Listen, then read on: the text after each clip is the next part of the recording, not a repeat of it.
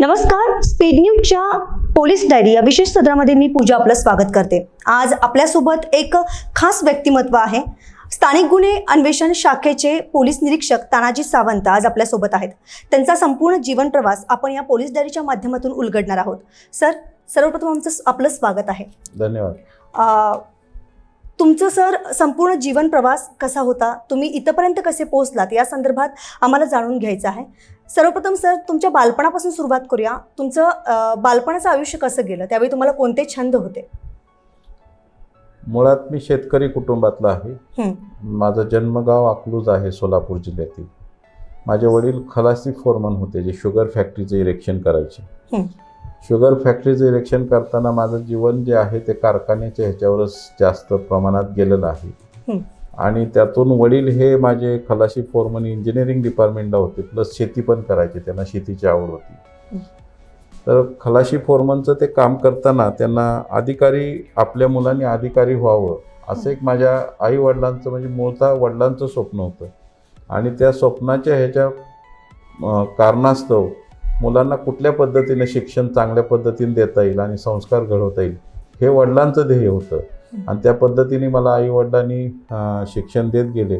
मी घरातील म्हणजे मला एक भाऊ आणि एक बहीण आहे। मोठा भाऊ आहे आणि त्यापेक्षा एक मोठी बहीण आहे। तर माझा मोठा भाऊ पण गव्हर्नमेंट सर्व्हिसमध्ये क्लास 1 या पदावर अधिकारी होता, RTO मध्ये। तर त्याच्या पाठोपाठ मलाही ते गाईडलाईन त्यांच्याकडून मिळाली, माझ्या भावाकडून मिळाली। आणि अगदी बालपणापासूनच शिक्षणाचे आणि संस्काराचे धडे माझ्या आईवडिलांकडून मिळाल्यामुळे एक चाकोरीबद्ध पद्धतीनं माझं जीवन घडत गेलं। आणि हायस्कूलमध्ये शिक्षण घेत असताना पुन्हा मी 11वी सायन्समध्ये गेलो। 11वी सायन्स आणि 12वी सायन्समध्ये असतानाच मला असं एक जाणवलं, माझे भाऊ मोठे RTO ऑफिसर होते। RTO ऑफिसर ही युनिफॉर्मची सर्व्हिस आहे शासनाची। तर एक युनिफॉर्म सर्व्हिसचं एक अट्रॅक्शन माझ्या भावामुळे ह्या सर्व्हिसकडे येण्याचा माझा कल वाढला। आणि वडील हे माझे प्रामाणिक आणि स्वाभिमानी व्यक्तिमत्व होते।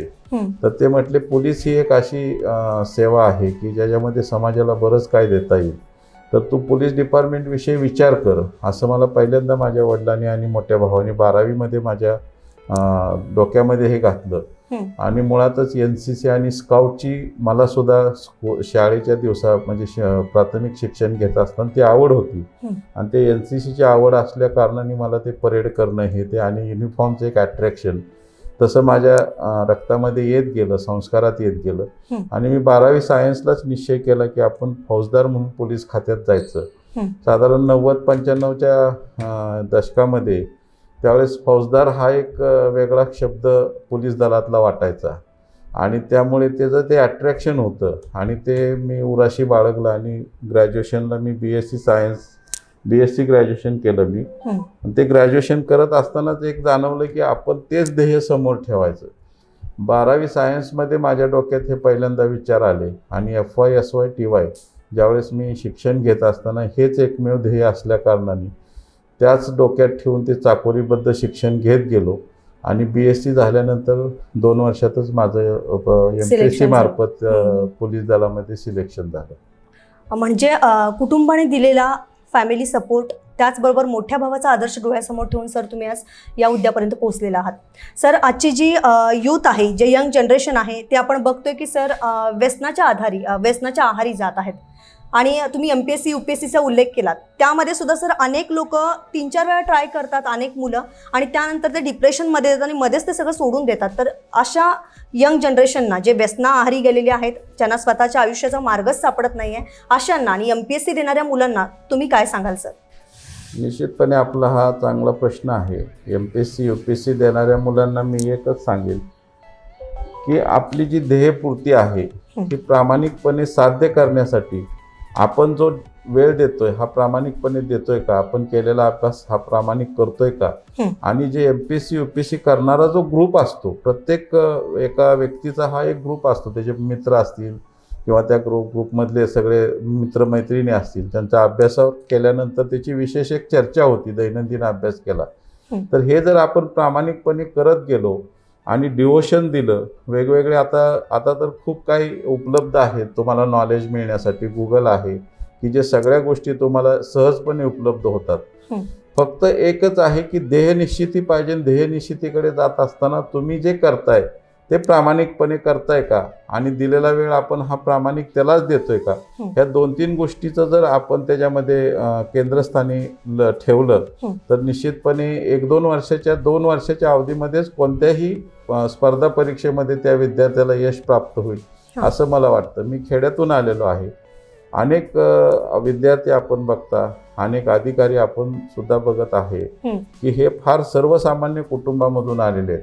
त्यामुळे त्यांना कुठल्याही वशिल्याची, कुठल्याही पैशाची गरज आहे असं वाटत नाही. काही वेळेला बाहेर भाव केला जातो, स्पर्धात्मक परीक्षेला पैसे द्यावे लागतात किंवा त्याशिवाय सिलेक्शन होत नाही, असा एक लोकांमध्ये काही समाजकंटक एक संदेशसुद्धा देण्याचा प्रयत्न करतात आणि लोकांकडून पैसे काढण्याचा प्रयत्न करतात. तर असं कुठलंही नाही आहे. ह्याच्यामध्ये प्रत्येक ह्याच्यामध्ये पारदर्शकता आहे आणि तुमचा उद्देश साफ असेल, तुम्ही केलेला अभ्यास हा दिले, जे काही स्पर्धा परीक्षेला जे मार्क मिळतात आणि जे काही मेरिट लिस्ट लागती त्यापेक्षा तुमची कॅपॅसिटी जर जास्त असेल तर निश्चितपणे तुम्हाला ह्यातून डावललं जात नाही. आणि व्यसनाकडे कुठल्याही तरुण पिढीने वळू नये. आता जे आपली तरुण पिढी व्यसनाकडे वळताना दिसती ते कदाचित डिप्रेशन पण असू शकतं. त्यासाठी आध्यात्मिक बेस असावा. आणि मला कुठंतरी वाटतंय की ह्या तरुण पिढी व्यसनाकडे वळण्यामागे पालकांचं सुद्धा दुर्लक्ष आहे. नक्कीच. तर ते दुर्लक्ष पालकांकडून झालं नाही पाहिजे. त्या वेळेला आपण आपल्या पाल्याकडे लक्ष दिलं पाहिजे. एक चौकट आखून दिली पाहिजे. त्या चौकटीच्या बाहेर चाललाय असं आपल्याला दिसल्यानंतर त्याला त्यावेळेस मात्र लागलीच त्याला उपदेश केला पाहिजे किंवा त्याला सांगितलं पाहिजे किंवा त्याला समज दिली पाहिजे की तू चौकटीच्या बाहेर चालला आणि हे मला चालणार नाही. तुला टार्गेट साध्य करायचं असेल तर चौकटीच्या आत राहून तू जे तुला चौकटीमध्ये फ्रीडम दिलं आहे त्याचा पूर्ण वापर कर आणि त्यानुसार जर त्यांनी केलं तर निश्चितपणे यश तुमच्या जवळ आहे. ही माझी वैयक्तिक स्वतःची खात्री आहे. सर, आता किती वर्ष झालं तुम्ही या क्षेत्रामध्ये आहात? मी आता माझं 27वं वर्ष पोलीस दलामध्ये चालू आहे. गेले 27 वर्षापासून मी महाराष्ट्रामध्ये विविध पोलीस स्टेशनला काम केलं, विविध शहरामध्ये काम केलं आणि आज मी या करवीर नगरीमध्ये मला काम करण्याची संधी मिळाली. हे माझं निश्चितपणे भाग्य समजतो. नेहमी मला असं वाटतं की पोलीस दल हे एक असं सक्षम दल आहे की कर्तव्य पार पाडत असताना समाजाला चांगल्या पद्धतीने सेवा देण्याचं हे एक डिपार्टमेंट आहे. आणि तेच सामोरे ठेवून जे वरिष्ठ अधिकारी, अतिशय धाडसाने काम करणारे आमचे अधिकारी आहेत, प्रामाणिक काम करणारे अधिकारी आहेत, त्यांची शिकवण असती. कर्मचारीसुद्धा आमचे पोलीस अंमलदार ज्यांची 30-30 वर्ष 35-35 वर्ष सेवा झालेली ते सुद्धा अतिशय प्रामाणिकपणे काम करत राहतात. त्यांच्याकडूनही घेण्या काय सारख्या बऱ्याचशा गोष्टी असतात. ह्या असं वरिष्ठ कनिष्ठांचं जे काय मिळणारी शिकवण आहे, ताळमेळ आहे, त्यांच्याकडून ज्या चांगल्या गोष्टी शिकता येतील त्या घेत समाजाला जेवढी चांगली सेवा देता येईल तेवढी देण्याचा हा निश्चितपणे माझा वैयक्तिक प्रयत्न राहिलेला आहे. आणि कदाचित ती एक चांगली सेवा देण्याची संधी पोलीस खात्यात आहे असं मला नेहमी वाटतं आणि ते आम्ही शेवटपर्यंत देत राहू. नक्कीच सर, गेले 27 वर्ष तुम्ही या क्षेत्रात आहात. तर सर, एखादी अशी हृदयस्पर्शी आठवण तुम्ही सांगू शकाल का या 27 वर्षामधली, जी तुम्ही कधीही विसरू नाही शकत? मी नाशिकची एक माझी आठवण सांगतो. मी नाशिक हे थंड हवेचं ठिकाण आहे. जशी कोल्हापूरची थंडी आहे तशी नाशिकलाही पूर्वीपासून चांगली थंडी पडते. साधारण डिसेंबर हा विंटर म्हणजे थंडीचा एकदम पीक पिरियड असणारा टाईम आहे डिसेंबरमध्ये मी रात्री नाईट राऊंडला गस्तीवर असताना आमच्या वेळेस ओपन जीप असायच्या कमांडोच्या. साधारण हे 2000 म्हणजे 20-21 वर्षापूर्वीची गोष्ट मी सांगतोय आपणास. त्यामध्ये मी रात्री 2:30-3 वाजता एका हिरावाडीच्या एरियातून मी पेट्रोलिंग करत होतो. पेट्रोलिंग करत असताना मला अंधारात एक महिला दिसली आणि त्या महिलेच्या बाजूला एक 5-6 वर्षाचा मुलगा उभा असलेला दिसला. आणि आमची लाईट साधारण पडल्यानंतर ते एक असं कापड आहे रक्ताने थोडंसं माकलेलं दिसलं मला ते. त्यावेळेस पोलीस हा असा आहे की रात्रीच्या वेळी संशयानंच पेट्रोलिंग करत असतो आणि ती करावी जेणेकरून जे काही निदर्शनास येते संशयित काय असेल तर त्याला वेळी चेक बसतो आणि पुढचा होणारा अनर्थ टळतो. त्यानुसार आम्ही थांबलो तिथे आणि माझे कर्मचारी उतरलो, मी उतरलो आणि त्या महिलेच्या इथं गेलो तर आम्ही टॉर्च मारल्यावर लक्षात आलं की ते कपड्याला रक्त वगैरे लागलेलं आहे. एक मुलगा उभारलाय आणि एक छोटं बाळ तिथं दिसलं त्या ठिकाणी. दिसल्यानंतर थोडीशी पहिल्यांदा भीती वाटली की ही महिला काय मारती बाळाला का काय, म्हणून तिला सहज विचारलं. तर ती महिला म्हटली की साहेब मी सिव्हिल हॉस्पिटल म्हणजे जे सरकारी हॉस्पिटल आहे तिथे मी निघाली होती. मला पूर्ण दिवस झाले होते, म्हणजे ती प्रेग्नंट होती. अच्छा. आणि ती प्रेग्नंट म्हणजे तिच्या डिलिव्हरीसाठी ती सरकारी हॉस्पिटलला चाललेली होती. आणि साहेब मी जाता जाता तिथं डिलिव्हरी माझी प्रसूती झाली. मग असं बघितल्यावर मी त्यातून कुतूहलाने विचारलं की काय आहे, तर ती म्हटली मुलगा आहे साहेब. तर ती माऊली तिथे त्या छोट्या 4-5 वर्षाच्या मुलाला घेऊन जाताना तिथे डिलिव्हरी झाल्यावर ती बाळाची नाळ असती ती त्या दगडानंच ती हे करत होती. म्हणजे एवढी गरिबी असू शकते. आणि मग त्याच्यातून त्यांना म्हटलं की ठीक आहे, म्हटलं तुम्हाला सरकारी हॉस्पिटलला जायचं का, तर ती म्हटली नाही साहेब माझा तर पर्पज जो होता डिलिव्हरीला जायसाठी तो साध्य झालाय, मला आता घरी जायचंय. घरी माझं अजून एक छोटं 3 वर्षाचं हे आहे. आणि ते प्रसंग बघितल्यानंतर प्रचंड वाईट वाटलं. एक रिक्षा त्या ठिकाणी मी लगेच लागलीच बोलवली. जे काय तिला आर्थिक मदत करता येईल ती मदत केली आणि तिला त्या रिक्षातून तिच्या घरापर्यंत सोडलं. अतिशय हालाकीची परिस्थिती. त्याच्यात ती बाई इतकी समाधानाने आम्हाला हे केलं की नंतर मी 4-5 दिवस त्या बाईचा फॉलोअप घेत होतो, त्या बाळाचा आणि त्या महिलेचा. त्यातून एक लक्षात आलं की समाजात किती अडचणी आहेत, किती लोकांना समाजात अडचणीला फेस करावं लागतं.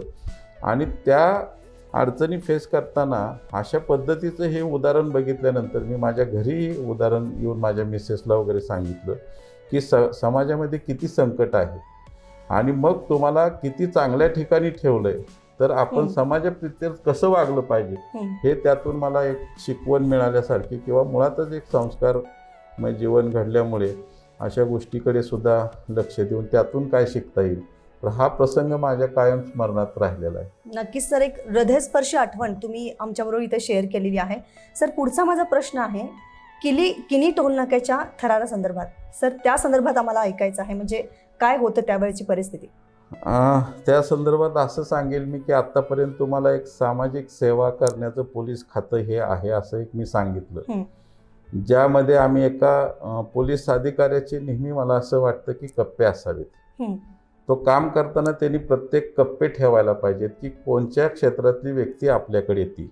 कारण अनेक क्षेत्र असतात ह्या समाजामध्ये, विविध डिपार्टमेंट असतात, विविध सरकारी अधिकारी आहेत, राजकीय नेते असतात, समाजसेवक असतात, वैद्यकीय क्षेत्र आहे, व्यापार वर्ग आहे आणि एक गुन्हेगारी. तर जो गुन्हेगारी सोडून मी बाकीचे जे नावं घेतली हे त्या क्षेत्रामध्ये काम करणारे व्यक्ती हे त्यांचं प्राधान्य तिथं त्यांना काहीतरी देणं क्रमप्राप्त असते ते देत राहतात आणि त्या ठिकाणी त्या व्यक्तीसुद्धा त्या पदावर मोठ्या पदावर असतात.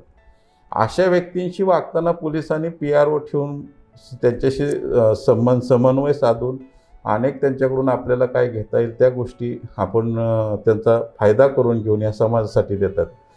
पोलिसिंग जी बेसिक पोलिसिंग आहे किंवा जी पोलिसिंग आहे ही गुन्हेगारावर कायद्याचा बडगा वापरण्यासाठी किंवा गुन्हेगारावर मजबूत पोलिसिंग केली पाहिजे. ते 7 ते 10% प्रमाण आहे आणि ह्या 7 ते 10% प्रमाणावर मजबूत तुम्ही लक्ष केंद्रित करून पोलिसिंग करणं हे क्रमप्राप्त आहे.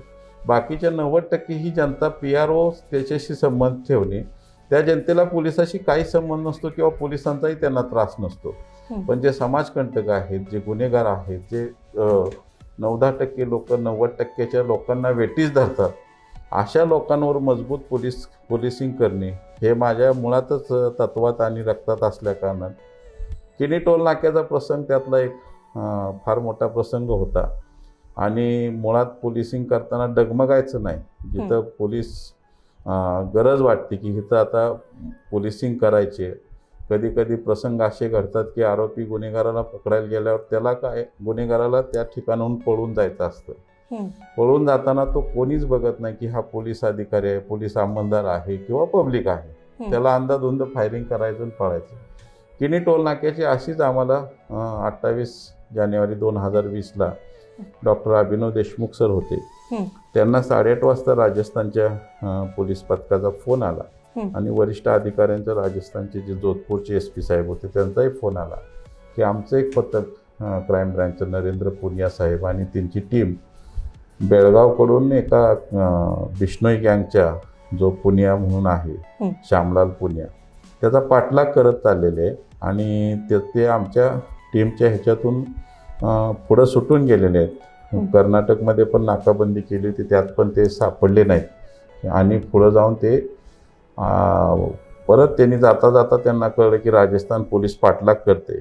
तर पाठलाग करत असताना त्यांना लक्षात आल्यावर त्यांनी जोधपूरचे जे ज्या भागात राहतात तिथल्या ग्रामीणच्या तिथल्या पोलीस इन्चार्जला फोन केला आणि त्याला त्या जाता जाता ह्याच्यावरून धमकावलं की तू आम्हाला पकडासाठी पोलीस पाठवले का, आता तुमच्या इथं येऊन परत दहशत आम्ही निर्माण करतो आणि तिथे मोठ्या प्रमाणात दहशत निर्माण करतो येऊन, म्हणजे आमचा परत तुम्ही पाठलाग करणार नाही. तर अशा प्रकारचे एकदम कुख्यात ते गुन्हेगार होते. ही माहिती मिळाल्यानंतर मी त्या श्यामलाल पुनियाच्या अनुषंगाने नरेंद्र पुनिया जे त्यांचे इन्स्पेक्टर होते क्राईम ब्रँचचे त्यांच्याशी थोडक्यात माहिती घेतली आणि त्याच्यात 3-4 प्रश्न मी त्याला केले की हे किती खतरनाक आहेत. तर ते म्हटले साहेब तिथे आम्हाला 2017 पासून हे वॉन्टेड आहे. तिथे 2-3 वेळा त्यांनी पोलिसावर फायरिंग केलेलं आहे आणि त्यामुळे ते एकदम खतरनाक अनेक गुन्ह्यामध्ये जवळपास 21-22 गुन्ह्यात ते वॉन्टेड आहेत सिरियस ऑफेन्समध्ये. मोस्टली तर त्यांचे फायरिंगचे 4-5 इन्सिडेंट होते. मर्डर असेल, डेकॉयटी असेल, 307 म्हणजे जीवे ठार मारण्याच्या उद्देशाने केलेलं फायरिंग असेल, पोलिसांवर त्यांनी 3-4 वेळा फायरिंग केलेलं, अशा घटनांचे गुन्ह्याचं त्यांचं तिकडची दहशत होती.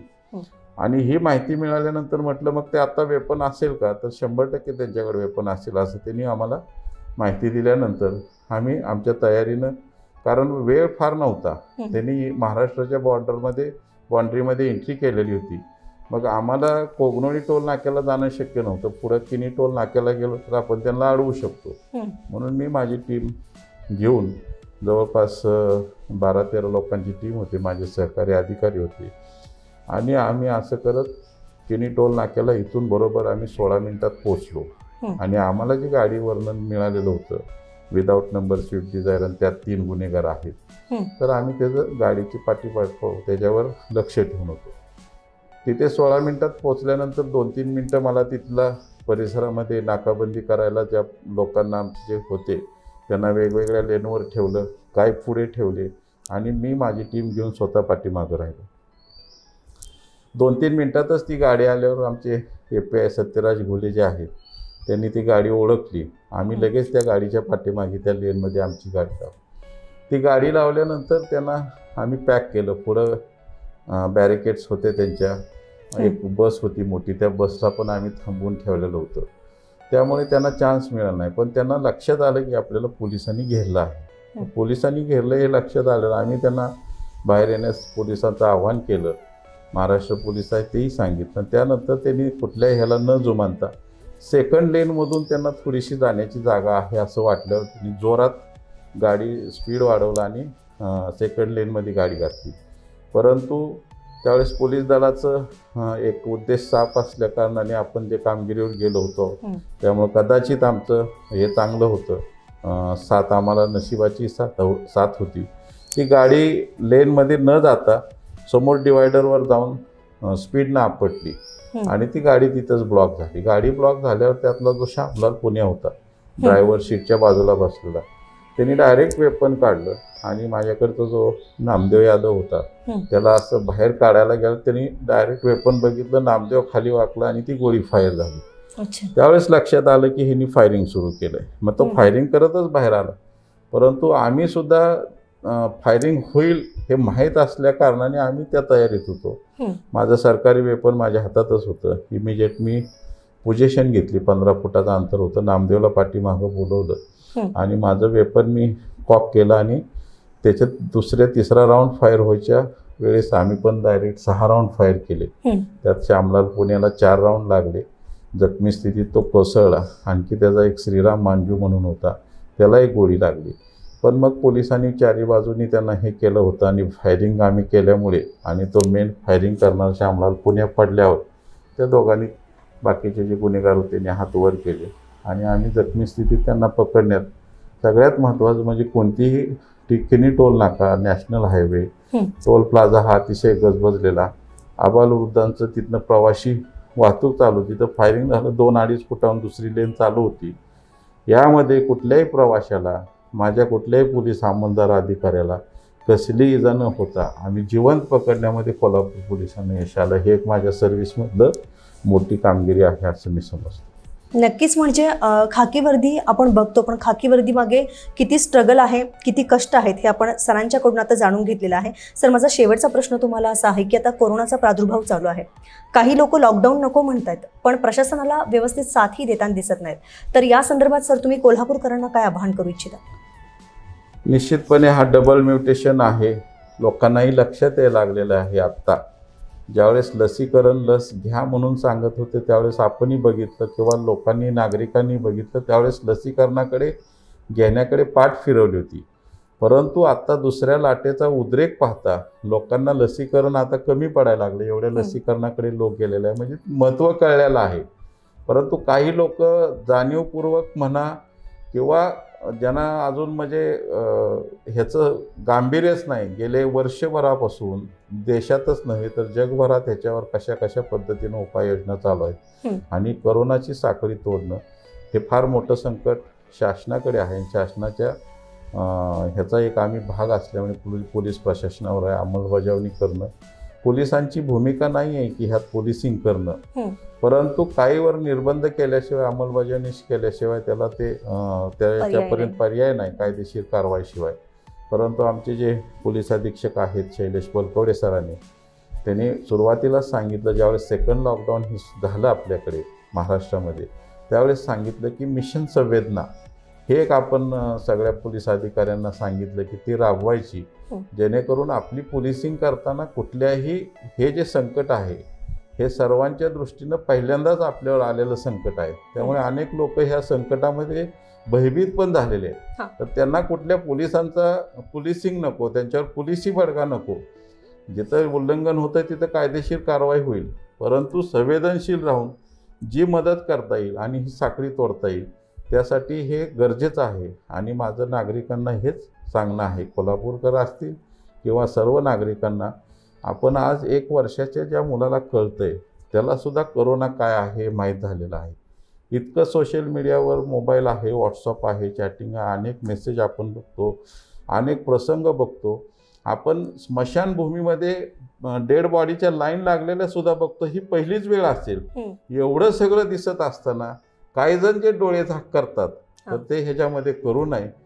माझे कुटुंब माझी जबाबदारी, काहीतरी हे आपण जे सरकार काहीतरी स्लोगन टाकतं किंवा काहीतरी विचारपूर्वक ह्या गोष्टी टाकतात.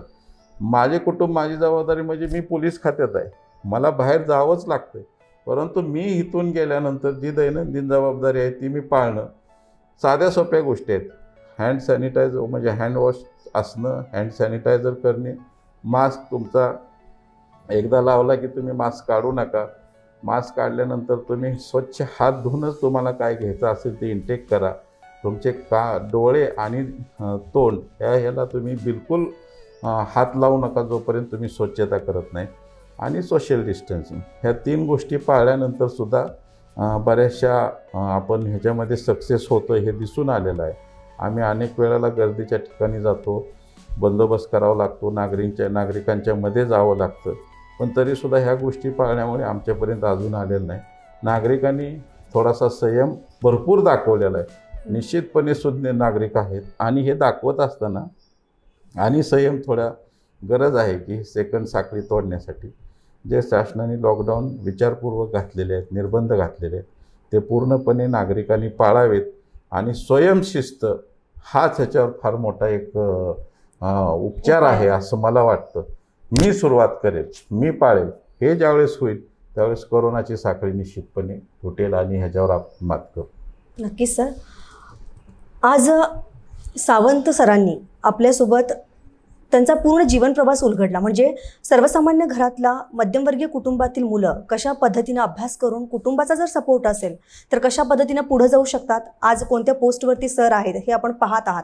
त्याबरोबर त्यांचे अनेक पराक्रम किनी टोल नाक्यावरचे असतील आणि त्यासोबतच त्या महिलेचं उदाहरण देऊन खाकी वर्दीतली माणुसकी आपल्याला त्यांच्याकडून दिसून आलेली आहे. सर, तुम्ही वेळात वेळ काढून आम्हाला वेळ दिलात आणि तुमचा जीवन प्रवास उलगडलात. याचबरोबर आजचे यंगस्टर जे आहेत त्यांना तुम्ही योग्य मार्गदर्शन केलं, त्याबद्दल सर संपूर्ण स्पीड न्यूजची टीम तुमची आभारी आहे. धन्यवाद. धन्यवाद सर. धन्यवाद.